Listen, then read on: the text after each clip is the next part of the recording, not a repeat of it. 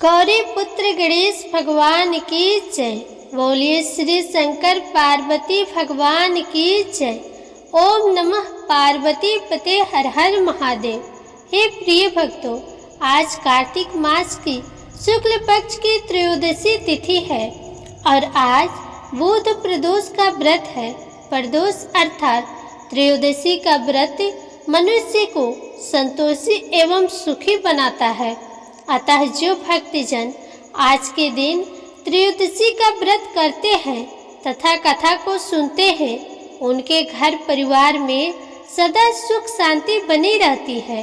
भक्तों को कर्ज से मुक्ति मिल जाती है और इस व्रत में हरी वस्तुओं का प्रयोग करना चाहिए। ऐसा करने से व्यक्ति की सभी मनोकामनाएं पूर्ण हो जाती है और भगवान शिव जी के साथ साथ माता पार्वती जी का भी आशीर्वाद प्राप्त होता है। तो हे प्रिय भक्तों, आज के इस वीडियो में मैं आपको सुना रही हूँ बुध प्रदोष व्रत की बड़ी ही दुर्लभ कथा। तो इन कथाओं को बड़े ही श्रद्धा और प्रसन्नचित मन से पूरा अवश्य सुनिएगा।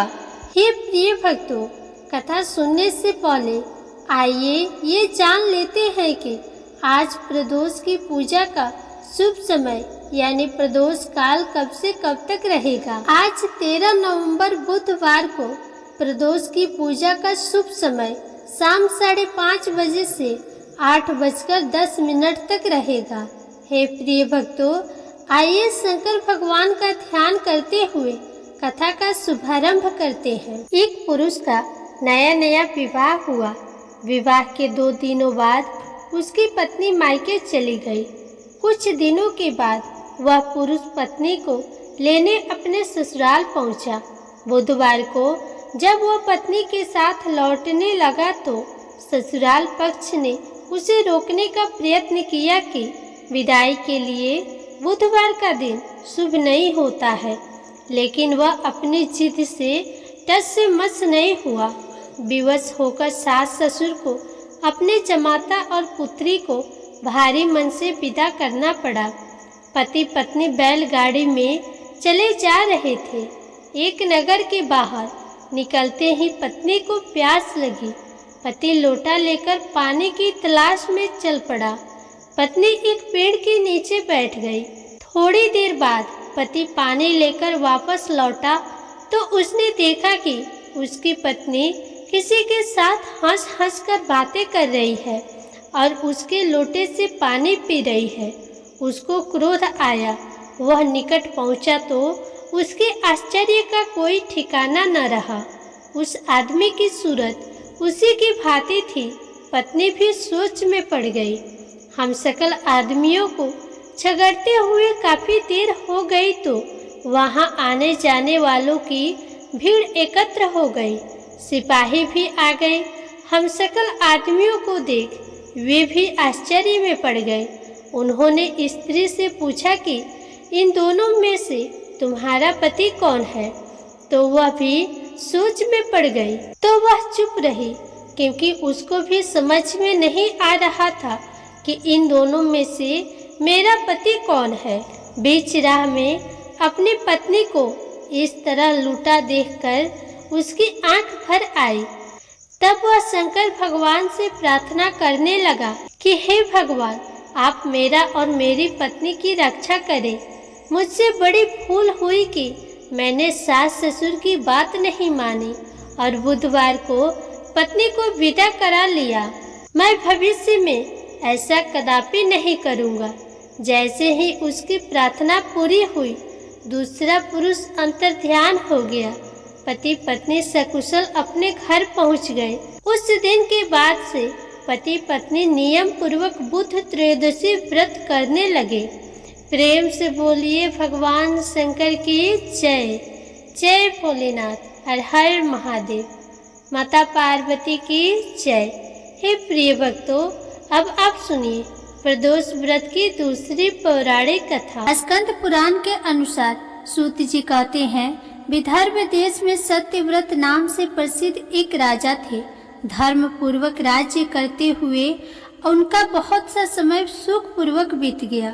एक समय साल्व देश के राजाओं ने विदर्भ देश पर आक्रमण कर दिया।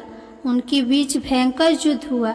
दोनों पक्षों की बहुत सी सेना मारी गई, परंतु अंत में विदर्भ देश के राजा भी उनके हाथों से मारे गए। विदर्भ राज की गर्भवती स्त्री दुखी होकर रात के समय राजभवन से निकलकर वन की ओर चली गई। सुबह होने पर उस रानी ने जलाशय के किनारे एक वृक्ष के नीचे एक सुंदर से पुत्र को जन्म दिया। उसके बाद वह प्यास से व्याकुल होकर जलाशय में पानी पीने गई।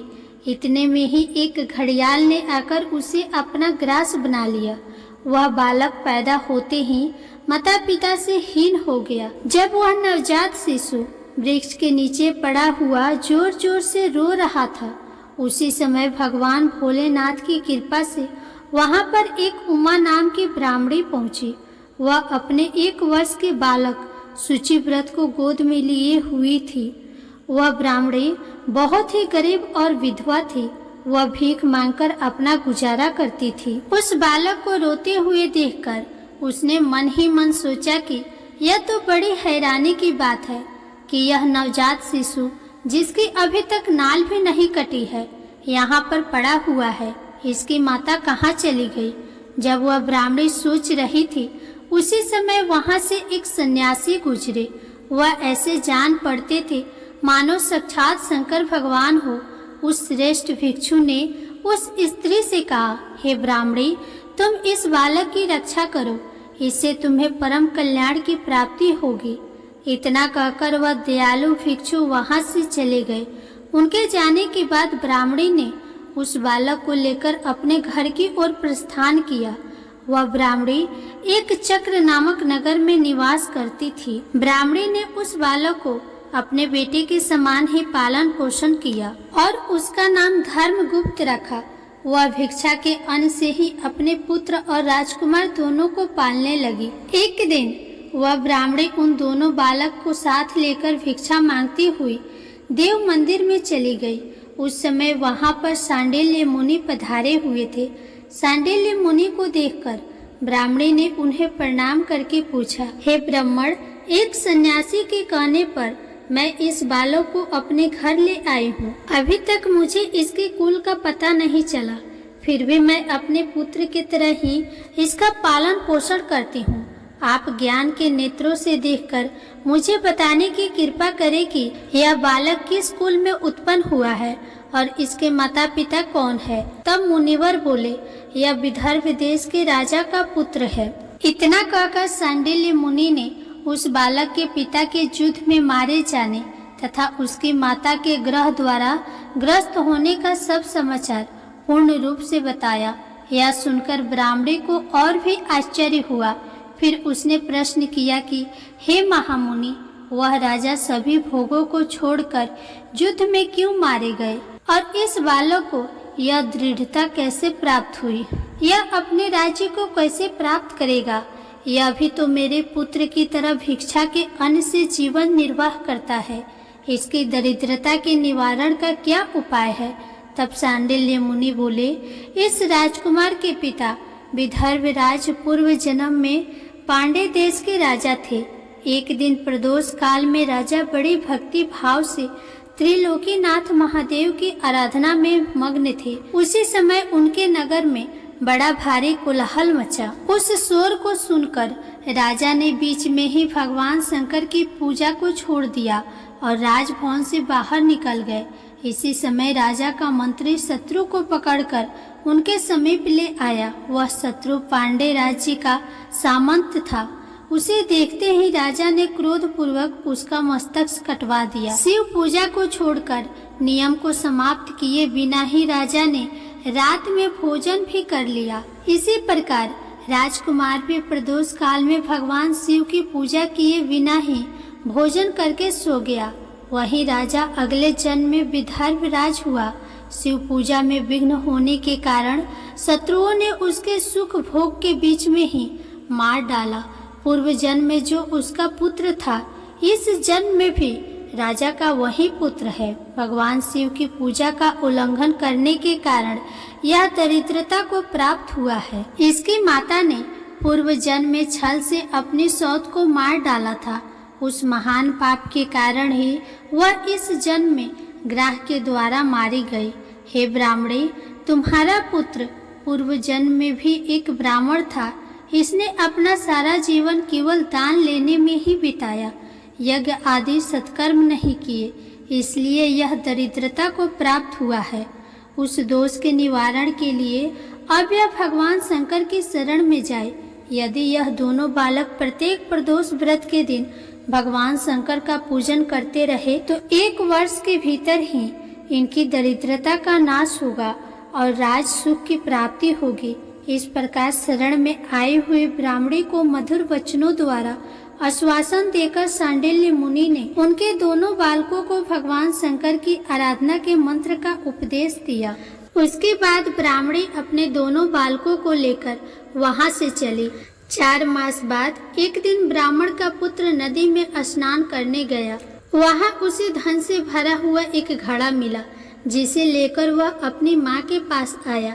माँ धन से भरे हुए घड़े को देखकर खुश हो गई और उसने कहा, इसे अपने भाई के साथ आधा आधा बांट लो। मगर धर्मगुप्त ने इस धन में हिस्सेदारी से मना करते हुए कहा, मैं किसी अन्य के भाग्य का भागी नहीं हो सकता। प्रत्येक व्यक्ति स्वयं के कर्म का फल भोगता है। इस प्रकार प्रसन्नता पूर्वक भगवान शंकर की पूजा करते हुए उन दोनों कुमारों का 1 वर्ष व्यतीत हो गया। एक दिन ब्राह्मण का पुत्र और राजकुमार वन में भ्रमण करने के लिए गए। मार्ग में उन्होंने देखा कि अनेक गंधर्व कन्याएं आपस में खेल रही थी। ब्राह्मण कुमार वहीं पर रुक गया और राजकुमार से बोला, हमें इससे आगे नहीं जाना चाहिए। ये गंधर्व कन्याएं हैं, किसी को भी अपनी ओर आकर्षित कर सकती है। मगर राजकुमार निडर होकर आगे बढ़ता गया। जब मुख्य गंधर्व कन्या ने राजकुमार धर्मगुप्त को देखा तो वह उसके प्रति आकर्षित हो गई। उसने अपने सभी सखियों को फूल चुनने के लिए भेज दिया और राजकुमार के पास आने की प्रतीक्षा करने लगी। उसे अकेला देखकर राजकुमार उसके पास गया और उससे बातचीत शुरू हुई। उसने बताया कि मैं विदर्भ देश का राजकुमार हूँ। मेरे माता पिता अब इस संसार में नहीं है और शत्रुओं ने हमारे राज्य पर कब्जा कर लिया है। तब कन्या ने अपना परिचय देते हुए कहा कि मैं विदर्भ नामक गंधर्व की पुत्री हूँ। मेरा नाम अंशुमति है और मैं गायन में प्रवीण हूँ। उसने यह भी कहा कि मैं आपसे विवाह करना चाहती हूँ। इतना कहकर उसने अपनी मोतियों की माला निकालकर राजकुमार को पहना दी। तब राजकुमार ने पूछा, तुम राजपाट गंवा चुके राजकुमार के साथ कैसे रह पाओगी और अपने माता पिता के अनुमति के बिना तुम कैसे आ सकती हो? इस पर अंशुमति बोली, चाहे जो भी हो जाए मैं वही करूँगी जो मैं चाहती हूँ। तुम 2 दिन बाद प्रातः काल यहाँ आकर मुझसे मिलना। इतना कहकर वह वहाँ से चली गई। राजकुमार ने वापस आकर ब्राह्मणी और उसके पुत्र को सारी बात बताई। वे दोनों बहुत खुश हुए। 2 दिन बाद राजकुमार पुनः उसी वन में गया। उसने देखा कि अंशुमति अपने पिता के साथ उसकी प्रतीक्षा कर रही है। तब गंधर्व राजा ने राजकुमार से कहा, मैं कैलाशपुरी गया था। वहाँ भगवान शिव और माता पार्वती ने मुझे बुलाकर कहा कि धर्मगुप्त नामक राजकुमार राज्य से विहीन होकर भटक रहा है। जाओ और उसका राज्य पुनः प्राप्त करने में उसकी सहायता करो। मैं उनकी आज्ञा के अनुसार अपनी पुत्री अंशुमति का हाथ तुम्हारे हाथ में दे रहा हूँ और राज्य प्राप्त करने में मैं तुम्हारी सहायता करूँगा। मेरी पुत्री 10,000 वर्ष तक तुम्हारे साथ इस पृथ्वी पर रहेगी और जब तुम शिवलोक में जाओगे तभी वह इसी काया में तुम्हारे साथ ही रहेगी। भगवान शिव के आदेश अनुसार धर्मगुप्त और अंशुमति का विवाह हो गया। अंशुमति के पिता ने अपनी गंधर्व सेना भी राजकुमार को दे दी। सेना की सहायता से उसने अपने शत्रुओं को परास्त कर दिया और अपने पिता का खोया हुआ राज्य उन्हें प्राप्त कर लिया। अब राजकुमार धर्मगुप्त राजा बन गया। उसने अपने बुरे दिनों में उसे पालने वाले गरीब ब्राह्मणी को राजमाता का दर्जा दिया और शुचिव्रत को अपना छोटा भाई बना लिया। इस प्रकार नियमित रूप से प्रदोष व्रत करने से ब्राह्मणी, उसके पुत्र शुचिव्रत और धर्मगुप्त को धन धान्य तथा सुख संपत्ति की प्राप्ति हुई। सूत जी कहते हैं कि जो मनुष्य प्रदोष व्रत की इस पुण्यमयी महात्म्य को एकाग्रचित होकर सुनते हैं अथवा पढ़ते हैं, उन्हें 100 जन्मों तक कभी भी दरिद्रता नहीं आती और अंत में वह ज्ञान के ऐश्वर्य से युक्त होकर भगवान शंकर के परम धाम को प्राप्त होते हैं। प्रेम से बोलिए शंकर भगवान की जय, माता पार्वती की जय। अब बड़ी ही श्रद्धा और भक्ति के साथ अब आप सुनिए भगवान शिव और माता पार्वती की कथा। एक बार की बात है, माता पार्वती शिव जी को पति के रूप में प्राप्त करने के लिए घोर तप कर रही थी। उनकी तप को देखकर देवताओं ने शिव जी से देवी की मनोकामना को पूर्ण करने की प्रार्थना की। शिव जी ने पार्वती जी की परीक्षा लेने के लिए सप्तऋषियों को भेजा। सप्तऋषियों ने शिव जी के सैकड़ों अवगुण गिनाए, पर पार्वती जी को महादेव जी के अलावा किसी और से विवाह मंजूर नहीं था। तब शंकर जी ने स्वयं पार्वती जी की परीक्षा लेने की ठानी। तब भगवान शंकर स्वयं प्रकट हुए और पार्वती जी को वरदान देकर अंतर ध्यान हुए। इतने में पार्वती माता जहाँ तप कर रही थी, वहीं पास में तालाब में मगरमच्छ ने एक लड़के को पकड़ लिया। लड़का जान बचाने के लिए चिल्लाने लगा। तब माता पार्वती जी से उस बच्चे की चीख सुनी नहीं गई। दुखित हृदय से वे तालाब पर पहुंची। वहां देखा कि मगरमच्छ लड़के को तालाब के अंदर खींचकर ले जा रहा है। लड़के ने देवी को देखकर कहा कि मेरे माता पिता और भाई बंधु कोई नहीं है, आप मेरी रक्षा करें। तब पार्वती जी ने कहा कि मगरमच्छ इस लड़के को छोड़ दो।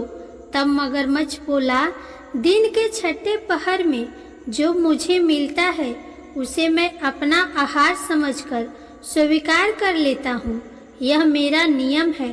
ब्रह्मदेव ने दिन के छठे पहर में इस लड़के को भेजा है, तो मैं इसे क्यों छोड़ूं? पार्वती जी ने विनती की कि तुम इसे छोड़ दो, बदले में तुम्हें जो चाहिए वह मुझसे कहो।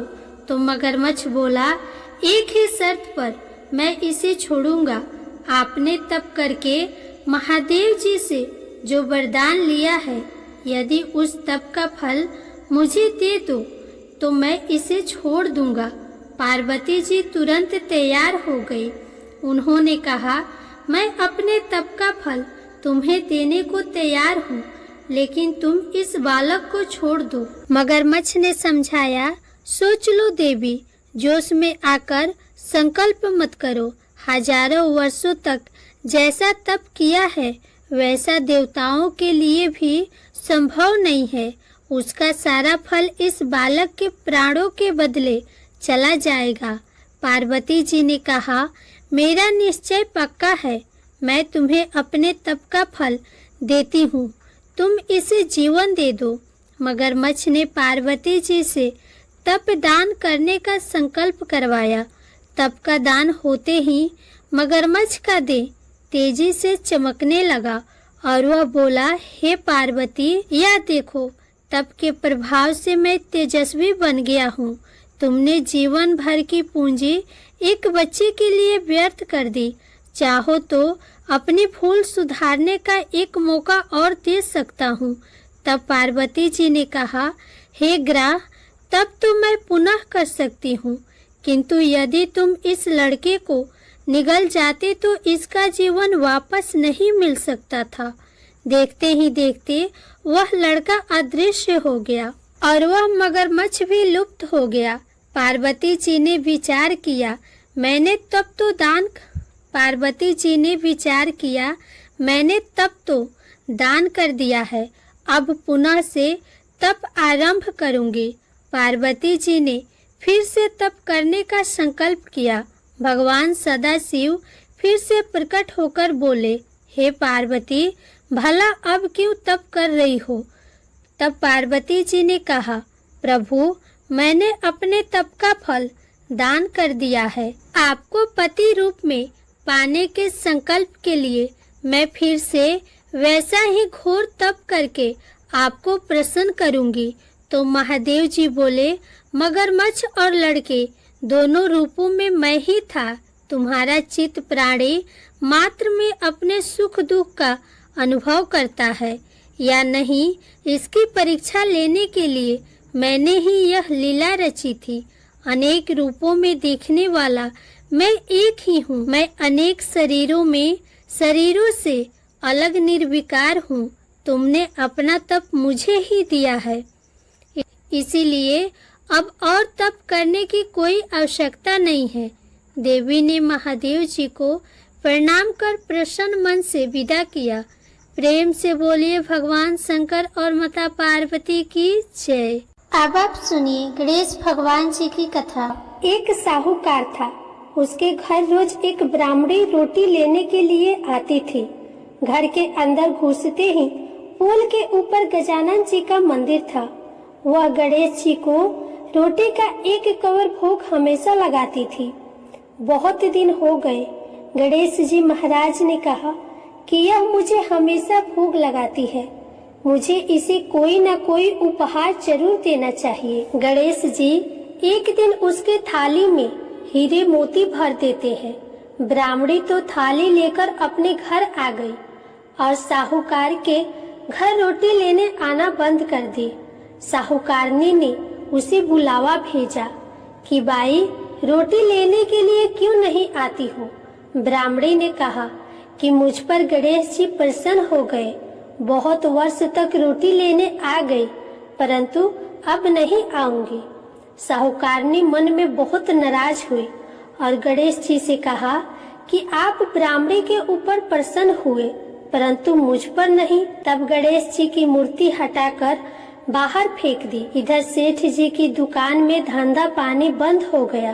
एक दिन सेठ जी की नजर पोल के मंदिर पर गई तो सेठानी जी से पूछा कि गणेश जी कहाँ गए? तो साहूकारनी ने कहा कि ऐसे गणेश जी का क्या करे जो ब्राह्मणी पर तो प्रसन्न हो गए लेकिन हमारे ऊपर प्रसन्न नहीं हुए। इस कारण मैंने गणेश जी को बाहर फेंक दिया। तब सेठ जी ने कहा कि यह तुमने क्या किया? मेरा तो व्यापार और धंधा चलना बंद हो गया है। गणेश जी तुमने कहाँ फेंके हैं? जल्दी बताओ, मैं उन्हें वापस लेकर आता हूँ। साहूकार जी वापस से गणेश जी को लेने गए तो गणेश जी इतने भारी हो गए कि वे उठे ही नहीं। साहूकार जी ने कहा कि मेरे से गलती हो गई है, आप मेरे घर पधारिए। गणेश जी तो और भी भारी होते गए और कहा कि मैं तो नहीं चलूंगा, पहले साहूकारनी को बुलाकर यहाँ लाओ और वह मुझसे माफी मांगेगी तो ही मैं चलूंगा। और गणेश जी ने कहा कि मुझे हमेशा सवा से चूरमा का भोजन कराओगी तो ही मैं चलूंगा। साहूकार साहूकारनी को लेकर आए और उसे माफी भी मंगवाई और सवा सेर का चूरमा चढ़ाने की हाँ भी भरी। तब साहूकार और साहूकारनी ने गणेश जी को वापस घर में लाकर उन्हें पोल में बिठाया। ऐसा करने पर साहूकार का व्यापार फिर से चलने लगा। हे गणेश जी महाराज, जैसे साहूकार और साहूकारनी पर आप प्रसन्न हुए वैसे सभी पर अपनी कृपा बनाए रखना। प्रेम से बोलिए गणेश भगवान की जय। श्री लक्ष्मी नारायण भगवान की जय। अब आप सुनिए भगवान भोलेनाथ की आरती। ओम जय शिव ओमकार, स्वामी जय शिव ओमकार। ब्रह्मा विष्णु सदा शिव, ब्रह्मा विष्णु सदा शिव, अर्धांगिनी धारा। ओम जय शिव ओमकार, एकानन चतुरानन पंचानन राजे, हंसानन गरुरासन वृषवाहन साजे। ओम जय शिव ओमकारा, दो भुज चार चतुर्भुज, दस भुज अति शोहे, तीनों रूप निरखित त्रिभुवन जन